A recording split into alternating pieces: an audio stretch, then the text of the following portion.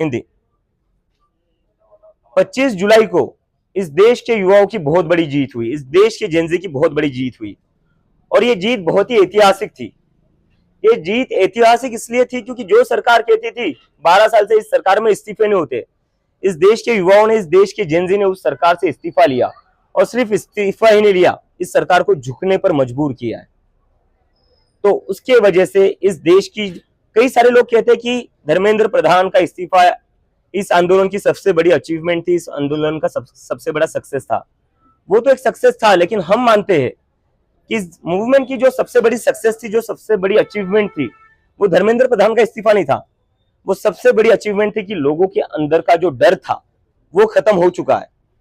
जिन लोगों को, जिस देश को इस सरकार ने पिछले 10-12 साल में डरा कर रखा था, धमका कर रखा था कि खबरदार अगर किसी ने भी सवाल किया सरकार से तो उनके ऊपर केसेस करे जाएंगे, जेल में डाला जाएगा। उसके बाद भी देश के युवा सड़कों पर उतरे, और इस तरह उतरे कि इस सरकार को झुकना पड़ा। तो हम मानते हैं इस आंदोलन की सबसे बड़ी अचीवमेंट जो है वो है लोगों के मन के अंदर का डर खत्म होना। इस युवा ने इस देश को उसकी आवाज वापस दी है, लोकतंत्र वापस दिया है, देश को हिम्मत दी है फिर से सरकार से सवाल करने की, जवाबदेही मांगने की। तो ये सबसे बड़ी अचीवमेंट है हमारी। और कई सारे लोगों के मन में अभी प्रश्न है कि कॉकरोच जनता पार्टी की आइडियोलॉजी क्या है, कॉकरोच जनता पार्टी की विचारधारा क्या है। तो मैं उस पर यह कहना चाहता हूं कि कॉकरोच जनता पार्टी की वही विचारधारा, वही आइडियोलॉजी है जो इस देश के संविधान की विचारधारा है। कॉकरोच जनता पार्टी डॉक्टर बाबा साहेब अंबेडकर, महात्मा गांधी और पंडित जवाहरलाल नेहरू ने जो भारत का सपना देखा था, उनके सपनों का जो भारत था, उनकी जो फिलॉसफीज थी, हमारी विचारधारा भी वही रहेगी। डॉक्टर बाबा साहेब अंबेडकर का सोशल जस्टिस, महात्मा गांधी का नॉन वायलेंस एंड पीस, और पंडित जवाहरलाल नेहरू ने जो मॉडर्न इंडिया का फाउंडेशन किया था, एक सपना देखा था आधुनिक भारत का, वो हमारी आइडियोलॉजी रहेगी, वो हमारी फिलॉसफी रहेगी। उसके बाद आते हैं कि कॉकरोच जनता पार्टी का आगे का एजेंडा क्या है, कॉकरोच जनता पार्टी आगे जाकर क्या करने वाली है। तो मुझे आप सभी लोगों को बताते हुए खुशी हो रही थी कि कई सारे लोग हमें मैसेजेस कर रहे थे, मैसेजेस कमेंट्स पर पूछ रहे थे कि आगे क्या करोगे, आगे क्या करोगे। तो उस पर हम एक अनाउंसमेंट करने जा रहे हैं।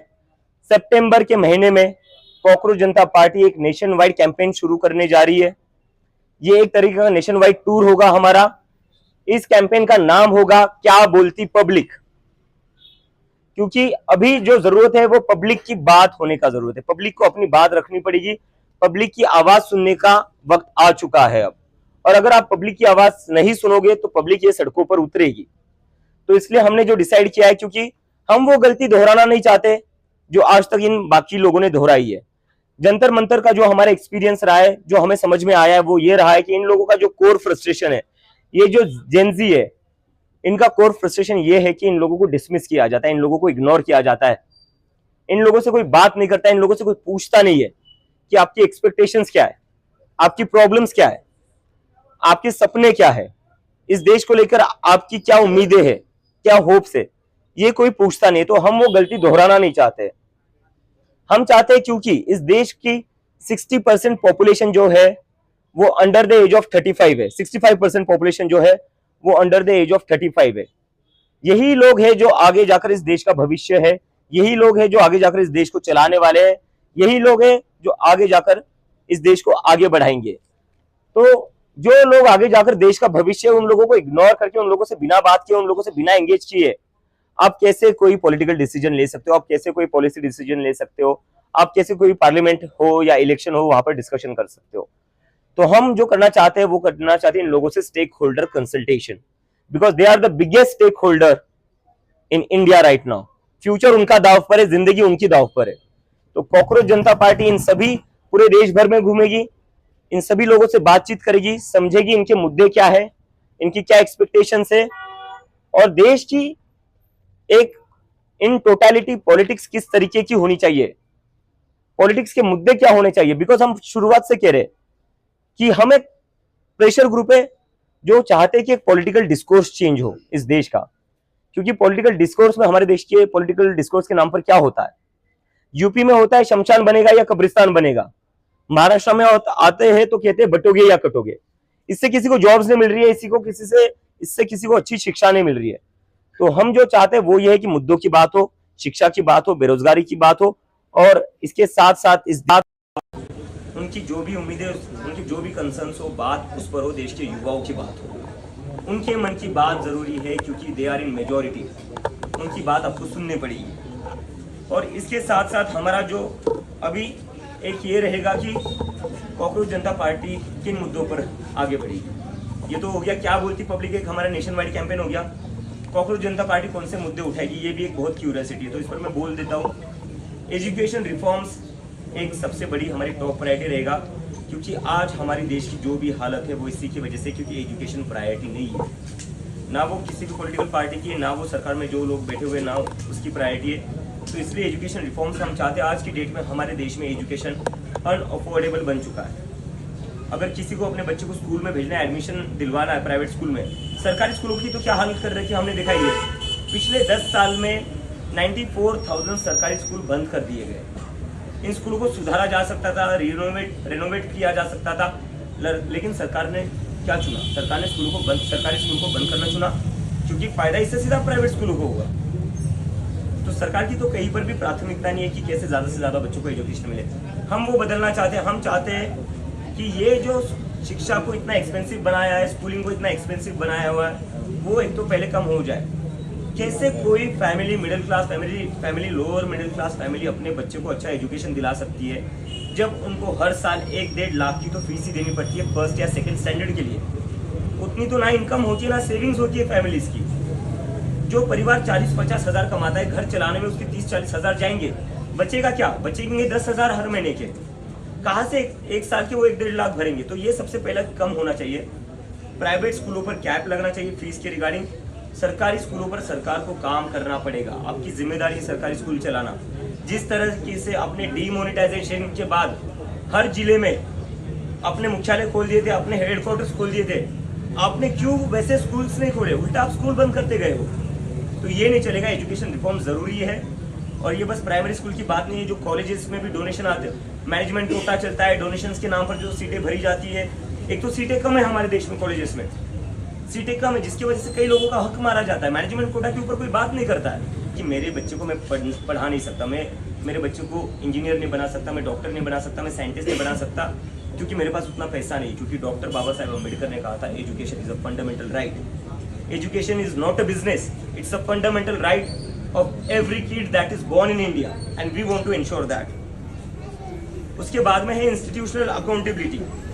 हमारे देश में जो कुछ हो रहा है, उसके बाद से इंस्टीट्यूशनल अकाउंटेबिलिटी हमारे देश में एक बहुत ही डेंजरस सिचुएशन में है। अभी सारे इंस्टीट्यूशंस के ऊपर पब्लिक का भरोसा कम होते जा रहा है। कम क्या होते जा रहा है? गुस्सा बढ़ते जा रहा है कि अकाउंटेबिलिटी कहाँ बची इन इंस्टीट्यूशंस में। हम पॉलिटिक्स की बात करें, लोग कहते हैं कि हम सुबह किसी को एक पार्टी से चुनते हैं, वो शाम को किसी और पार्टी में होता है। सुबह हम एक सरकार के लिए वोट करते हैं, लेकिन शाम को कोई और ही सरकार बन जाती है। और जब वो नहीं होता है तो ईडी सीबीआई भेजकर पार्टियों को तोड़ा जाता है। तो एक जो पॉलिटिकल सिस्टम है, उसके ऊपर से भी लोगों का भरोसा उठते जा रहा है। और अगर ऐसा चलता रहा तो इस देश के डेमोक्रेसी के लिए बहुत ही डेंजरस साइन है। दूसरा, इलेक्शन कमीशन। हमारे देश में एक टाइम हुआ करता था जहां पर वोटर्स सरकार चुनते थे, लेकिन आज के दौर में क्या हो रहा है? सरकार चुन रही है कि वोटर कौन होगा, सरकार चुन रही है कि कौन वोट नहीं करेगा, कौन वोट डालेगा। तो डेमोक्रेसी ऐसे नहीं चल सकती। तो इस पर इलेक्शन कमीशन की जो अकाउंटेबिलिटी है वो भी फिक्स करनी पड़ेगी। अगर इलेक्शन कमीशन की अकाउंटेबिलिटी फिक्स नहीं करेंगे तो ये देश में इलेक्शन मैनिपुलेशन होता रहेगा, और उससे उसके बाद नाम के इलेक्शंस रह जाएंगे। It will just become a formality, जो हम नहीं चाहते। और उसके साथ साथ अभी जुडिशरी जो है, जुडिशरी के ऊपर भी बहुत बड़ा प्रश्न चिन्ह निर्माण है। लोग कहते कि जो कॉमन इंसान जुडिशरी में जाता है उसकी सुनवाई जल्दी नहीं होती, उसकी हियरिंग जल्दी नहीं होती, उसके डिसीजन जल्दी नहीं आते, उसके ऑर्डर जल्दी नहीं आते, उसको बार बार जाना पड़ता है, धक्के खाने पड़ते हैं कोर्ट के। लेकिन जैसे कोई बड़ा बिजनेसमैन चले जाता है, उनकी अर्जेंट हियरिंग लग जाती है। हमने तो देखा है कैसे कैसे मिडनाइट हियरिंग्स भी हुई है कुछ केसेस में, लेकिन वो उन सभी केसेस में हुए जो हाई प्रोफाइल केसेस थे। जहाँ सरकार गिरानी है वहाँ अर्जेंट हियरिंग हो जाती है, जहाँ MP MLA को पार्टी स्विच करवाना है वहाँ अर्जेंट हियरिंग हो जाती है, अर्जेंट ऑर्डर भी आ जाता है। लेकिन जब इस देश का सामान्य नागरिक जब कोर्ट में जाता है तब अर्जेंट हियरिंग नहीं होती है, और तब तो मतलब कुछ कुछ जज तो ऐसे वो स्टेटमेंट भी दे देते हैं कि हमारे पास अभी इसके लिए टाइम नहीं है। तो इसके वजह से देश के लोगों का जुडिशरी से भी भरोसा उठता जा रहा है। और उसके साथ साथ जो सबसे कंसर्निंग बात है, कई मीडिया के साथी यहाँ खड़े हुए हैं, ये ग्राउंड रिपोर्टर से आप लोगों की हम बहुत इज्जत करते हैं, क्योंकि हम लोगों को पता है आप कितनी मेहनत करते हो।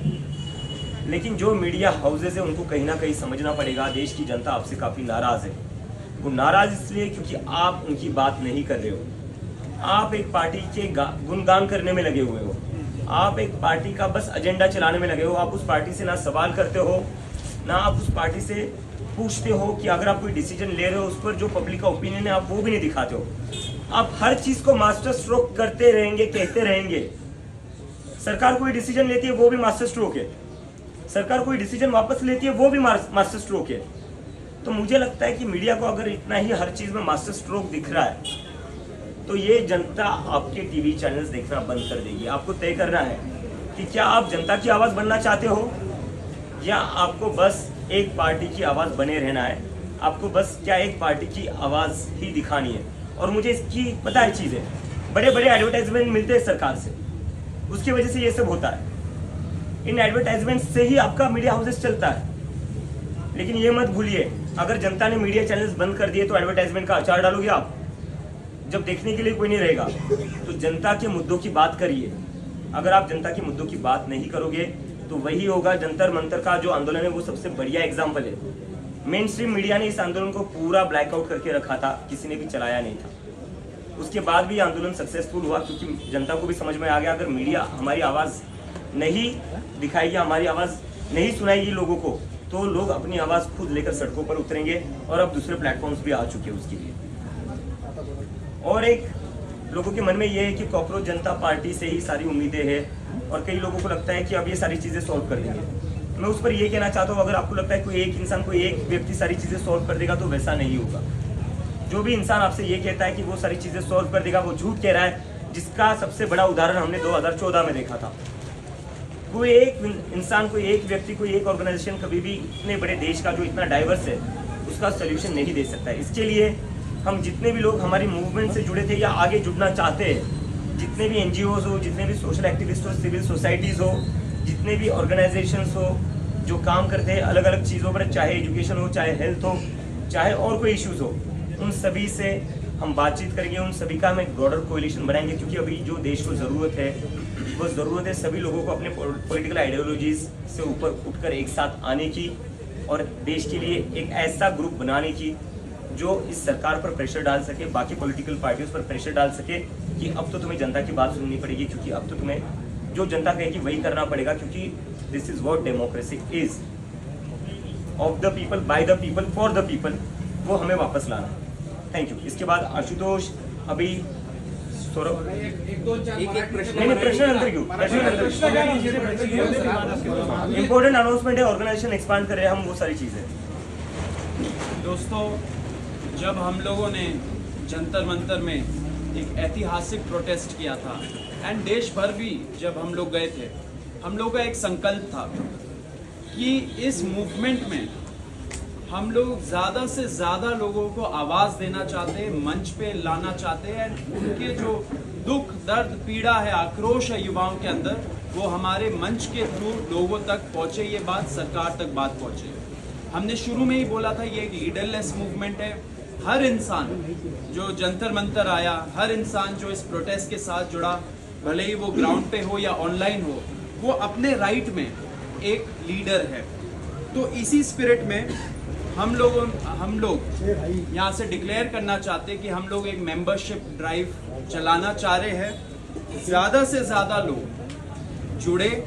हमारा जो ऑनलाइन वेबसाइट है cockroachjantaparty.org/join, इस पे आप रजिस्टर करिए।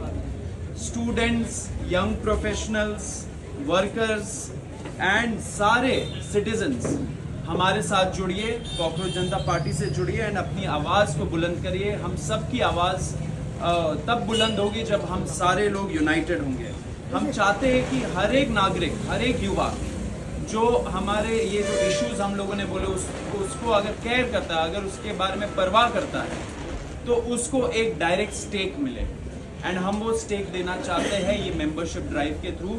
तो सभी से अपील है कि आप QR कोड स्कैन करें या तो हमारे वेबसाइट पे जाए एंड वहाँ पे आप रजिस्टर करिए। साथ साथ हमें कुछ रिपोर्ट्स भी आए दोस्तों कि कहीं जगह कुछ लोग कुछ फंडिंग का ड्राइव चला रहे हैं। हम यहाँ से क्लियर कर देना चाहते हैं कि कॉकरोच जनता पार्टी अभी कोई भी फंड्स एक्सेप्ट नहीं कर रही है, कोई भी किस्म का क्राउड फंडिंग कैंपेन नहीं चला रही है।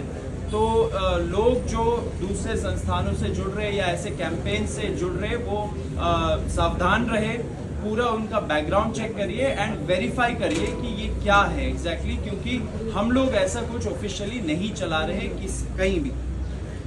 तीसरा चीज़ जो हमें एड्रेस करना है दोस्तों, वो हमें इतने बहुत सारे क्वेश्चंस आए प्रोटेस्ट के दौरान भी एंड प्रोटेस्ट के बाद भी, इंस्टाग्राम के थ्रू, ट्विटर के थ्रू, सोशल मीडिया, हम लोग जो लोगों से मिल रहे हैं वो सब हमें पूछ रहे हैं कि कॉकरोच जनता पार्टी क्या है और क्यों। क्योंकि हमने डिक्लेयर किया कि पब्लिक प्रेशर ग्रुप बनना है, तो पब्लिक प्रेशर ग्रुप क्यों बन के रहना है। तो हम ये बता देना चाहते हैं दोस्तों कि हम जानते हैं कि लोग चाहते हैं, युवा चाहती है कि कॉकरोच जनता पार्टी एक पॉलिटिकल पार्टी बने, लेकिन इस टाइम पे जिस किस्म के हालात हैं इस देश में, इस हालात में एक और पॉलिटिकल पार्टी बनना कोई यूजफुल नहीं होगा, ऐसा हमें लगता है। क्यों? क्योंकि जैसे अभिजीत ने भी बोला, आपने भी पढ़ा, ईडी यूज करके, सीबीआई यूज करके, आईटी यूज करके जो अभी एग्जिस्टिंग पॉलिटिकल पार्टीज है उनको भी तोड़ा जा रहा है। आपका जो वोट है उसका कोई महत्व नहीं बच रहा है, क्योंकि वो डिसाइड कर रहे हैं कि वोट कौन देगा एंड सरकार किसकी बनेगी, एमपीज किस पार्टी में जाएंगे। तो instead of focusing our energy into making a political party, हमारा एनर्जी वहां पे यूज करने से बेटर होगा कि हम लोग ग्राउंड पे जाए, लोगों से जुड़े, लोगों का दुख, दर्द, पीड़ा, आक्रोश ये समझे एंड उनके लिए काम करे, वहां से रिफॉर्म्स निकले, ग्रास रूट लेवल पे एक अकाउंटेबिलिटी का कल्चर बने एंड वहां पे अवेकनिंग हो। तो हमारा एनर्जी वहां बेटर होगा इस टाइम पे। तो हम लोग ये डिक्लेयर करना चाहते हैं, क्लैरिफाई करना चाहते हैं कि इस टाइम पे हम लोग कोई पॉलिटिकल पार्टी नहीं बनाना चाहते, इसको एक पब्लिक प्रेशर ग्रुप की तरह चलाना चाहते, युवाओं के पास जाना चाहते हैं एंड इसलिए हम लोग ये कैंपेन भी कर रहे हैं। तो जितने भी अभी बातें हुई उसके लिए आप समझ सकते हैं कि हमें बेसिक संगठन की, बेसिक ऑर्गेनाइजेशन की दरकार है। तो हमें बताते हुए बहुत खुशी हो रही है कि सीजेपी की नेशनल वर्किंग कमेटी ने, NWC ने जो पहली लेयर ऑफ नेशनल लीडरशिप है उसको रेटिफाई किया है।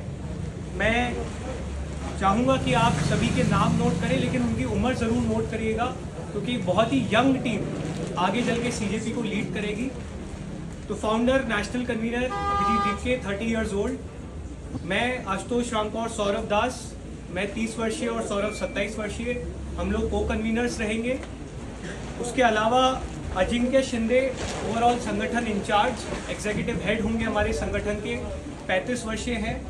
दीपक बालियान जी सेकंड इन कमांड, संगठन को इंचार्ज रहेंगे। ये लोग मिलकर पूरे देश भर में किस तरह से हमारे संगठन को बढ़ाया जाए, किस तरह से हमारी कार्डर बिल्डिंग की जाए, वो आने वाले समय में करेंगे। इसके अलावा आफरीन नवाज जी 34 वर्षीय नेशनल सेक्रेटरी, वो आज कुछ पर्सनल कारणों से यहाँ पर मौजूद नहीं है। वो पूरा हमारा सेक्रेटेरिएट मैनेज करेगी, जितने भी हमारे ऑपरेशंस है, लॉजिस्टिक्स है, वो हैंडल करेंगी। मीडिया लीड, मीडिया के बंधु स्पेशली ध्यान दें, Vijay Reddy Malangi 30 years old, overall media coordinator रहेंगे। जो भी फ्यूचर प्रेस ब्रीफिंग्स होंगी, मीडिया इंटरव्यूज होंगे, आप सभी लोग विजय के टच में रहें। रत्ना को आप सभी लोग जानते हैं, Ratna Singh again 31 years old, हमारा पूरा लीगल सेल रत्ना की टीम लीड करेगी। पूरे देश भर में हम लोग मिलकर लॉयर्स का एक कलेक्टिव बनाएंगे, जो आगे जाकर जितने भी हमारे इवेंट्स हैं, प्रोटेस्ट हैं, उनको लीगल प्रोटेक्शन प्रोवाइड करेंगे। रत्ना की पूरी टीम ऑलरेडी जो भी अभी सरकार से लीगल केसेस को लेकर अंडरस्टैंडिंग थी, उस पर लगातार काम कर रही है। इसके अलावा रिसर्च एंड पॉलिसी लीड 29 वर्षीय वैष्णवी गौड़, वैष्णवी आज मौजूद थी लेकिन कुछ इमरजेंसी के कारण उन्हें जल्दी निकलना पड़ा, वो हमारी पूरी रिसर्च और पॉलिसी टीम को लीड करेगी। डिमांड चार्टर से लेके आगे जाकर जो भी हमारे पॉलिसी डॉक्यूमेंट्स होंगे, हमारे विजन डॉक्यूमेंट्स होंगे, वो वैष्णवी और उनकी पूरी टीम हैंडल करेगी। रोहन देश पांडे 31 वर्षीय टेक्नोलॉजी लीड रहेंगे। एक डिजिटल टीम है, एक डिजिटल प्लेटफॉर्म है, तो हमारी वेबसाइट से लेके जितने भी हमारा डिजिटल सेटअप है वो रोहन और उनकी टीम हैंडल करेंगे। फाइनेंस लीड योगेश इंगले 33 वर्षीय, जितना भी हमारे फाइनेंशियल ऑपरेशंस होंगे आगे जाके जल्द ही हम लोग हमारा जो भी फंड रेजिंग कैंपेन है, क्राउड फंडिंग कैंपेन है, उसके बारे में भी आप लोग के साथ डिटेल शेयर करेंगे। वो योगेश